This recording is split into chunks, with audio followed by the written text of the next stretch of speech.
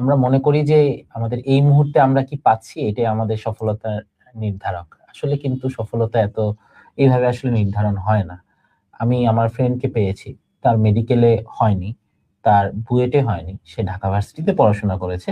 ঢাকা ভার্সিটিতে সে department first class first হয়ে সে কিন্তু এখন আমাদের চেয়ে, আমি বলবো আমাদের চেয়ে ভালো জায়গায় আছে। অনেক অনেক ভালো, এবং ডেফিনেটলি। এরকম বহুত উদাহরণ আমি দিতে পারবো, যারা হচ্ছে তোমার মেডিকেলে না পড়েও বুয়েটে না পড়েও তারা হচ্ছে সাফল্যের নজর রেখে যাচ্ছে বিভিন্ন জায়গায়। এমনকি যদি বিসিএস পরীক্ষাগুলোর দিকে আমরা খেয়াল করি, বিসিএস পরীক্ষাতেও কিন্তু হচ্ছে এমনকি জাতীয় ডিগ্রি কলেজগুলো থেকেও কিন্তু ক্যাডার হচ্ছে।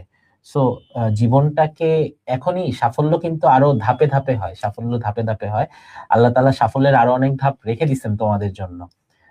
তোমরা যারা চান্স পেয়েছো তানজিমের মতো, তোমাদের দায়িত্ব হচ্ছে সেই সাফল্যটাকে বজায় রাখা। আর সিয়াম, তুমি মন খারাপ করো না, আল্লাহ তাআলা তোমার জন্য যেটা রেখেছেন সেটা হয়তো কি হবে, সেটা হয়তো এক সময় দেখবে যে তানজিমের চেয়েও তুমি হয়তো বেটার কিছু করে ফেলছো। হুনো, আল্লাহ মাহবুব জানে। ঠিক আছে? সো জি ভাই। ভয় পাওয়ার কিছু নেই, আল্লাহ তাআলা অবশ্যই সবার জন্য ভালো কিছু রাখবেন, অবশ্যই। এটা তুমি বিশ্বাস করো। ওকে?